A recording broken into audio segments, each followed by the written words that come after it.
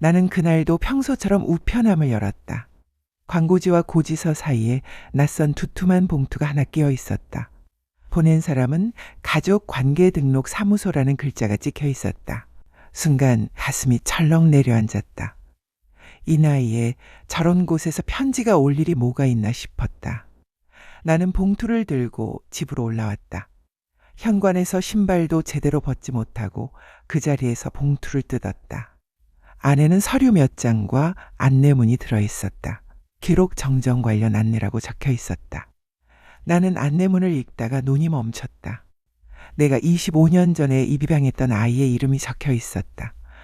아니, 정확히는 내가 알고 있던 이름이 아니라 처음 보는 이름이었다.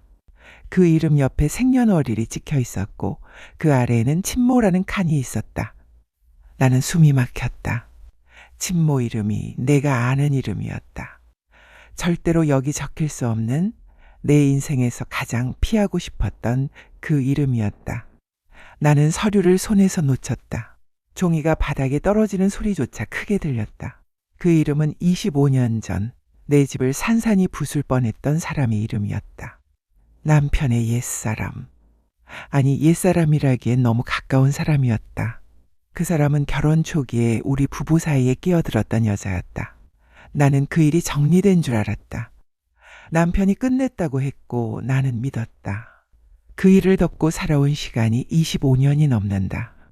그런데 이제 와서 서류 한 장이 그 일을 다시 끌어올렸다. 그리고 더 끔찍한 의심을 내 머릿속에 박아 넣었다. 설마 우리 아이가 그 여자의 아이야? 나는 부엌 의자에 주저앉았다. 손이 떨려서 물컵도 못 들었다. 그때 마침 아니 이제는 아이라고 부르기에도 미안한 나이의 내 아들이 회사에서 전화가 왔다. 엄마, 오늘 저녁에 들를게. 아버지도 오시지? 나는 그래라는 말밖에 못했다. 목소리가 이상했는지 아들이 물었다. 엄마, 무슨 일 있어? 나는 아무 일 없다라고 말하려다가 입술을 깨물었다. 아무 일 없을 리가 없었다. 지금 내 집은 무너지고 있었으니까. 나는 겨우 말했다. 그냥 좀 피곤해서. 아들은 따뜻한 거 드세요라고 말하고 전화를 끊었다. 나는 서류를 다시 주었다. 안내문을 다시 읽었다. 요지는 이랬다. 과거 기록을 정리하는 과정에서 출생 관련 기록에 불일치가 발견됐고 확인을 위해 친자 확인 또는 기록 정정 신청이 필요하다는 내용이었다. 나는 이해가 안 됐다. 입양은 분명히 정식 절차로 했다. 보육원에서 소개받았고 서류도 다 맞춰서 진행했다. 아이를 데려오던 날 나는 울었다. 그 작은 손을 내 손에 쥐어주던 직원의 얼굴까지 아직도 기억한다. 그때 직원이 했던 말도 기억한다. 이 아이는 이제 엄마 아빠가 생겼네요. 그 말이 내 인생에서 가장 따뜻한 말이었다. 그런데 오늘 그 말이 거짓이 될 수도 있다는 거다. 나는 결국 남편에게 전화를 걸었다. 남편은 오후에 동창 모임이 있다고 했지만 지금 당장 와야 했다. 남편이 전화를 받자 나는 숨도 제대로 못 쉬고 말했다. 당신 지금 집으로 와. 남편이 놀라서 왜, 무슨 일이야? 라고 물었다. 나는 떨리는 목소리로 말했다. 서류가 왔어. 남편은 무슨 서류라고 했고 나는 말했다. 입양 서류. 그 말에 남편이 잠깐 침묵했다. 그 짧은 침묵이 나를 더 미치게 했다. 나는 확신했다. 남편은 뭔가를 알고 있었다. 남편이 억지로 웃는 목소리로 말했다. 그게 왜 지금 와? 나는 낮게 말했다. 당신이 지금 집에 와서 직접 봐. 남편은 알았어라고 하고 전화를 끊었다. 남편이 오기까지 1시간이 너무 길었다. 나는 그 1시간 동안 집안을 돌아다녔다. 사진들을 봤다. 돌잔치 사진, 유치원 졸업사진, 초등학교 입학사진. 아들이 내 손을 꼭 잡고 웃던 사진이 있었다. 그 사진 속 내 얼굴이 너무 행복해 보여서 지금 더 슬펐다. 저 행복이 가짜였나라는 생각이 들었기 때문이다. 하지만 내 마음 한쪽에서는 소리쳤다. 가짜일 리 없어. 그 아이를 키운 건 나야. 밤새 열이 나서 병원에 뛰어간 것도 나야. 새벽에 토하고 울 때 등을 두드린 것도 나야. 그 아이가 처음 엄마라고 부른 순간도 나야. 그런데도 서류 한 장이 그 모든 걸 흔들었다. 서류는 차갑고 기억은 따뜻했다. 둘 중에 뭐가 진짜인가? 나는 미쳐버릴 것 같았다. 남편이 들어왔다. 현관문을 여는 소리가 평소보다 컸다. 남편은 내 얼굴을 보자마자 느낌이 안 좋았는지 신발도 제대로 벗지 못하고 거실로 들어왔다. 나는 서류를 식탁 위에 올려놨다. 남편은 서류를 보더니 얼굴이 굳었다. 그리고 아주 작은 소리로 말했다. 이게 왜 왔지? 나는 그 말이 너무 확실해서 되물었다. 당신 알고 있었네. 남편이 고개를 들었다. 눈이 흔들렸다. 뭘? 나는 손가락으로 서류를 찍었다. 여기 이름. 이 이름이 왜 여기 있어? 남편은 한참을 말이 없었다. 그리고 입술을 떨면서 말했다. 그 이름 너한테 다시는 안 나오게 하려고 했어. 그 말에 내 분노가 치밀었다. 안 나오게 하려고 했어? 그럼 원래 나올 일이 있는 이름이라는 거야? 남편은 결국 고개를 숙였다. 나는 숨이 막혀서 소리를 질렀다. 당신 설마. 남편은 내 말이 끝나기도 전에 말했다. 아니야. 네가 생각하는 그거랑은 달라. 나는 차갑게 물었다. 뭐가 달라? 남편은 손으로 얼굴을 쓸어내리며 말했다. 그 아이는 입양한 건 맞아. 근데 그 과정에 문제가 있었어. 나는 소름이 돋았다. 문제. 그 말은 너무 넓었다. 어떤 문제? 남편은 한참을 망설이다가 말했다. 25년 전에 내가 빚이 있었어.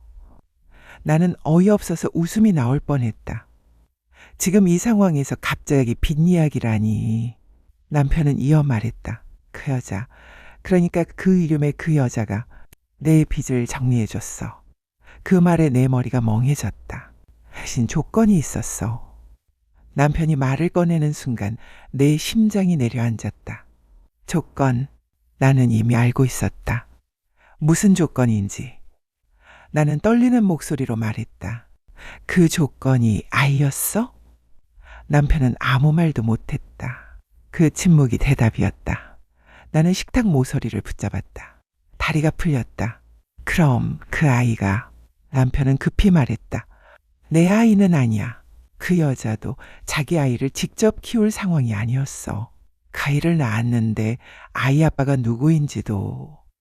남편이 말을 흐리자 나는 더 미쳐버릴 것 같았다. 그러니까 정리해. 그 여자가 낳은 아이를 우리 집으로 입양 형태로 넣었다는 거야? 남편은 고개를 끄덕였다. 나는 그대로 주저앉았다. 25년. 내가 25년 동안 키운 아이가 남편의 옛 여자가 낳은 아이. 내가 매번 넘어가려 했던 그 이름이 결국 내 집안에 들어와 살고 있었던 거다. 내 인생을 비웃듯이. 그때 초인종이 울렸다. 아들이 온 거였다. 나는 정신이 없어서 일어나지도 못했다. 남편이 문을 열었다. 아들은 밝게 웃으며 들어왔다. 엄마, 아버지, 오늘 뭐 드셨어요? 그 웃음이 너무 선해서 내 가슴이 찢어졌다. 아들은 내 얼굴을 보더니 표정이 굳었다. 엄마, 왜 그래요? 남편은 어색하게 웃으며 엄마가 좀 피곤해서라고 했다. 나는 그 순간 결심했다. 지금 말하지 않으면 나는 평생 숨 막혀 살 것이다. 그래서 나는 아들에게 말했다. 너 여기 앉아. 아들은 당황했지만 내 목소리가 심상치 않은 걸 알고 조용히 식탁 앞에 앉았다. 남편도 앉았다. 나는 서류를 아들 앞에 놓았다. 아들은 이게 뭐예요? 라고 물었다. 나는 말이 안 나왔다. 입이 굳었다. 그래서 결국 남편을 바라봤다. 남편이 해야 했다. 남편이 시작한 일이었으니까. 남편은 한참 입술을 떨더니 겨우 말했다. 아들아. 그 한마디에 아들의 눈이 흔들렸다. 너한테 할 말이 있다. 남편은 천천히 말했다. 25년 전의 이야기. 내가 몰랐던 이야기. 그 여자가 돈을 내밀었고 아이를 맡길 곳이 필요했고 남편은 자기 죄를 덮기 위해 그어 거래를 받아들였다는 이야기. 아들은 듣는 내내 표정이 변하지 않았다. 아니, 변하지 않는 게 더 무서웠다. 사람이 너무 큰 충격을 받으면 표정이 멈춘다. 아들의 얼굴이 그랬다. 남편이 말을 마치자 아들은 조용히 물었다. 그럼 제 엄마는? 나는 그 질문에 가슴이 찢어졌다. 내가 엄마인데 아들이 제 엄마를 따로 찾는 질문을 한다는 게. 하지만 그 질문은 당연했다. 아들은 알고 싶을 것이다. 피가 어디서 왔는지. 내가 떨리는 목소리로 말했다. 너는 내 아들이다. 아들은 나를 보지 않았다. 그저 서류를 바라보며 말했다. 엄마가 내 엄마인 건 알아요. 근데 내 출생은 다르잖아요. 그 말이 너무 정확해서 더 아팠다. 아들은 다시 물었다. 그 사람 살아있어요? 남편이 고개를 떨궜다. 모른다. 연락 끊긴 지 오래다. 그 말이 거짓말일 수도 있다는 걸 나는 본능적으로 알았다. 왜냐하면 남편은 방금도 덮으려는 얼굴을 하고 있었기 때문이다. 아들은 그날 밤 우리 집에서 자지 않고 나갔다. 생각 좀 할게요 라는 말만 남기고 나는 현관문이 닫히는 소리를 듣고 바닥에 주저앉았다. 눈물이 나왔지만 소리가 안 나왔다. 속이 텅 빈 느낌이었다. 남편은 내 옆에 서 있었다. 나는 그에게 말했다. 당신은 나를 25년 동안 속였어. 남편은 미안해라고 했다. 나는 그 미안해가 너무 가벼워서 소리를 질렀다. 미안하면 끝이야? 나는 그 아이를 내 인생으로 키웠어. 근데 당신은 그 아이를 거래로 들였어. 남편은 아무 말도 못했다. 그날 이후 집은 이상해졌다. 말이 사라졌다. 밥을 차려도 먹는 소리만 났다. 남편은 눈치를 받고 나는 남편을 쳐다보지 않았다. 아들은 연락이 없었다. 나는 며칠을 잠을 못 잤다. 새벽마다 부엌에 앉아 물만 마셨다. 그리고 어느 날 아들에게서 연락이 왔다. 엄마, 나 만나자. 나는 바로 나갔다. 아들이 앉아있는 카페에 들어가자 아들은 나를 보자마자 말했다. 엄마, 나 검사 받고 싶어. 친자 확인. 나는 그 말을 듣고 숨이 멎었다. 왜냐하면 그 결과가 어떻게 나오든 우리는 상처를 피할 수 없기 때문이다. 하지만 나는 고개를 끄덕였다. 그래, 네가 원하는 대로 하자. 아들은 내 손을 잠깐 잡았다. 그 손길이 어릴 때처럼 따뜻했다. 그 순간 나는 깨달았다. 결과가 뭐든 이 아이는 내 손을 잡아준 아이였다. 내가 키운 기억이 사라지지는 않는다. 그런데도 진실은 확인해야 했다. 아들은 말했다. 엄마, 내가 엄마를 잃고 싶어서가 아니야. 그냥 내 뿌리를 알고 싶어. 나는 울면서 고개를 끄덕였다. 검사는 빠르게 진행됐다. 결과가 나올 때까지 2주가 걸린다고 했다. 그 2주가 2년 같았다. 남편은 계속 나에게 괜찮을 거야 라고 말했지만 나는 대답하지 않았다. 괜찮을 수가 없다. 이미 우리는 괜찮지 않았으니까. 결과가 나오던 날 아들은 혼자 결과를 받겠다고 했다. 나는 따라가고 싶었지만 아들이 말했다. 엄마는 집에 있어. 그 말이 더 아팠다. 엄마는 집에 있으라니. 나는 집에서 결과를 기다렸다. 손이 계속 떨렸다. 그리고 저녁 아들이 들어왔다. 아들의 얼굴은 담담했다. 그 담담함이 오히려 무서웠다. 아들은 종이봉투를 내밀었다. 엄마, 이거. 나는 봉투를 열었다. 그리고 그 결과를 봤다. 친자관계 없음. 남편과도 없음. 나와도 없음. 그건 당연했다. 입양이니까. 그런데 그 아래 모계 추정 관련 추가 확인이라는 문구가 있었다. 아들이 조용히 말했다. 엄마, 그 사람 아이 맞대. 서류에 적힌 그 이름 친모 맞대. 나는 그 자리에서 숨이 턱 막혔다. 눈앞이 흐려졌다. 그때 아들이 말했다. 근데 엄마? 내가 엄마한테 화가 난 건 아니야. 내가 화난 건 아버지야. 그 말에 나는 남편을 바라봤다. 남편은 거실 한쪽에 서 있었다. 아들이 남편을 향해 말했다. 아버지, 나를 왜 거래했어? 남편이 그게 아니라고 하려는 순간 아들이 끊었다. 아니면 뭐야?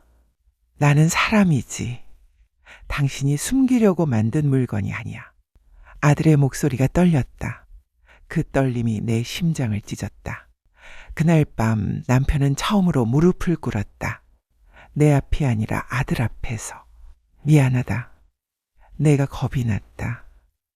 내가 무너질까봐 너희를 끌어안고 도망쳤다. 아들은 울었다. 그러면서도 말했다. 나는 엄마가 있어서 컸어. 근데 아버지는 내 인생을 함부로 만졌어. 그 말이 끝나고 아들은 방으로 들어가 문을 닫았다. 며칠 뒤 또 하나의 일이 터졌다. 낯선 여자가 우리 집 앞에 왔다. 얼굴을 보자마자 나는 알았다. 서류에 적힌 그 이름과 같은 사람은 아니었지만 관련이 있는 사람이라는 걸. 그 여자는 나에게 봉투를 내밀었다. 저 그 사람의 동생입니다. 내 몸이 굳었다. 얼마 전에 세상을 떠났어요. 죽기 전에 꼭 전해달라고 해서 왔어요. 나는 봉투를 받지 못하고 서 있었다. 여자는 울먹이며 말했다. 언니가 평생 후회했대요. 아이를 맡긴 건 후회가 아니라 죄책감이었다고. 나는 떨리는 손으로 봉투를 받았다. 집에 들어와 봉투를 열었다. 안에는 편지가 있었다. 그리고 작은 사진 한 장. 아기가 병원 침대에 누워있는 사진이었다. 편지 첫 문장은 이랬다. 너를 버린 게 아니라 너를 살리기 위한 도망이었다. 편지는 길었다. 그 여자는 아들을 낳았지만 몸이 너무 아팠고 돈도 없었고 주변도 없었다고 했다. 그리고 그때 남편이 돈 문제로 흔들리고 있었고 그 틈을 자기가 파고들었다고 했다. 너를 행복하게 해줄 집이라면 어떤 방식이든 좋다고 착각했다. 그 집의 며느리에게 평생 지울 수 없는 상처를 준 것도 안다. 그 여자가 너를 진짜 엄마로 키워준 걸 안다. 그래서 나는 용서받을 생각을 안 한다. 다만 너에게 이 말만은 하고 싶다. 너는 사랑받아도 되는 사람이다. 나는 편지를 읽다가 주저앉았다. 이 집의 모든 불행이 한 장의 편지로 정리될 수는 없었다. 하지만 이상하게도 그 문장 하나가 내 마음을 조금 풀어줬다. 너는 사랑받아도 되는 사람이다. 그건 아들에게도 나에게도 필요한 말이었다.